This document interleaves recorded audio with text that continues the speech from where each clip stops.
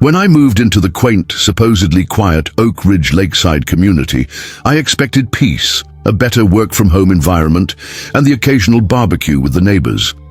The property was perfect: small lake, lots of shade, and a garage for my car. I'd recently switched from corporate to remote freelance consulting, so all I needed was a good internet connection and solitude.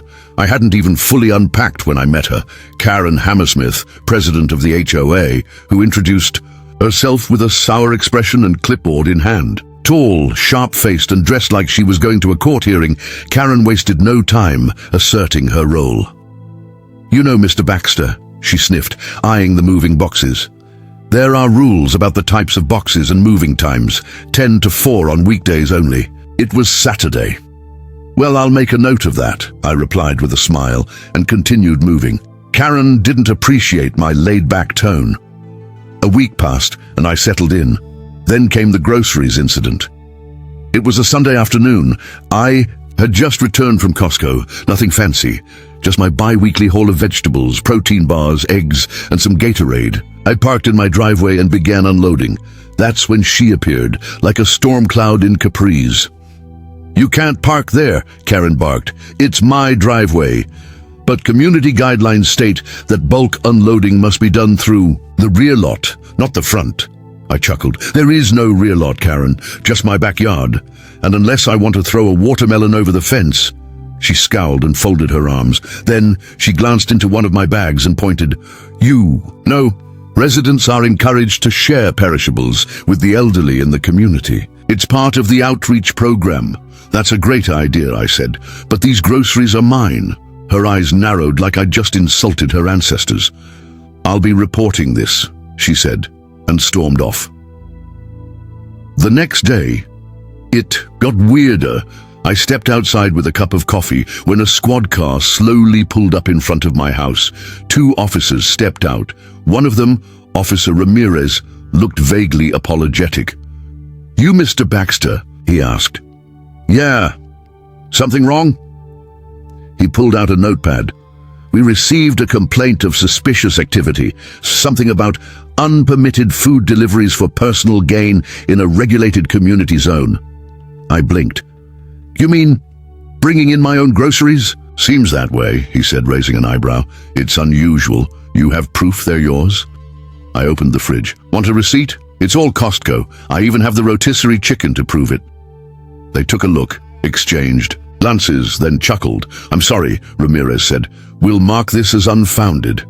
Just as they turned to leave, Karen marched out like she was launching a legal battle. "That food was supposed to be donated," she shrieked. "He's hoarding during a supply chain crisis." Ramirez turned, now visibly annoyed. "Ma'am, there's no hoarding. It's a personal grocery trip. Please don't misuse emergency services." Karen's mouth snapped open, but no words came out. She stood frozen, then spun on her heel and stomped back. Most people would be humiliated, not Karen. She doubled down. Over the next few days, I received 3 official HOA citations for unneighborly behavior.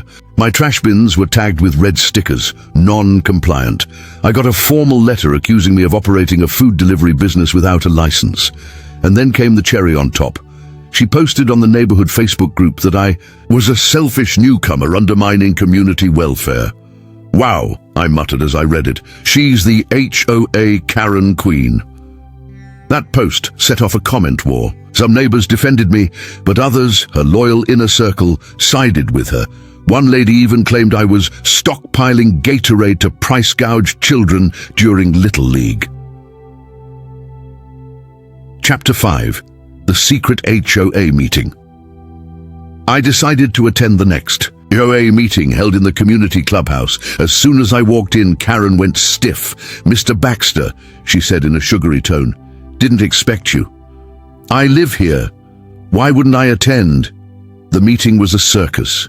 Karen tried to introduce a motion that all grocery deliveries or large purchases must be approved by the HOA for equitable redistribution. I nearly choked on my coffee.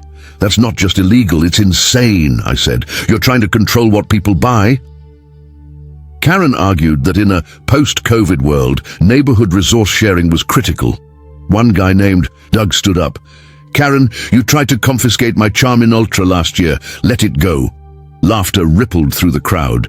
That night, the motion failed. Karen looked like she'd swallowed vinegar. A few days later, I discovered Karen had crossed into my yard and taken pictures of my shed, saying it was non-conforming. Then came a notice. My grass was 2.3 inches tall. The limit, 2 inches. Citation. Then another. Improper storage of grocery bags on front porch.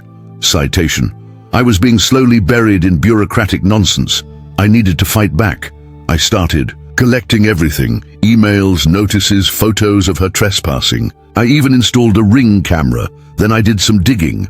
Karen had been using HOA funds for strange community services that no one remembered approving, like flower boxes that never appeared, and consulting fees paid to her sister-in-law. I contacted a few neighbors, and we formed a small alliance. A tech-savvy guy named Brent ran an audit. Turns out, Karen had spent over $12,000 in discretionary HOA funds in the last 18 months, without community votes. Boom. We launched a petition to call a special HOA vote of no confidence. Karen tried to stall it, but we had the numbers. During the meeting, Brent presented the receipts, charts, emails, photos. Karen stammered, denied, then finally yelled that we were invading her privacy. The final vote? 36% in favor of removing her from office. She stormed out mid-meeting. The next day, I found a crudely written note on my porch. This isn't over, grocery boy. The new HOA president, a kind woman named Elaine, voided all my bogus citations. She also refunded a few $100s in unfair fines other residents had received. Karen tried to appeal to the county, but they laughed her out of the office. Ironically, she got fined herself for misusing HOA funds and for falsely reporting to the police. Apparently, her 911 grocery abuse call made it into a police training slideshow under What Not to Do. She moved out 2 months later. Rumor has it, she tried to start her own HOA in a rural area where there weren't even sidewalks. Now, Saturdays are quiet. No citations, no ridiculous accusations. I bring in groceries freely, and sometimes I even donate some to the local pantry because I want to, not because someone with a clipboard demands it. The new HOA hosts monthly Bring Your Own Snack meetings. I brought Gatorade and cookies last week. No one arrested me. Karen's legacy lives on only in the form of a parody Facebook meme one of the neighbors made. Karen's Grocery Watch Patrol, reporting rotisserie chickens since 2023, and every time I pass the clubhouse I smile, because nothing says freedom like carrying a Costco bag without fear.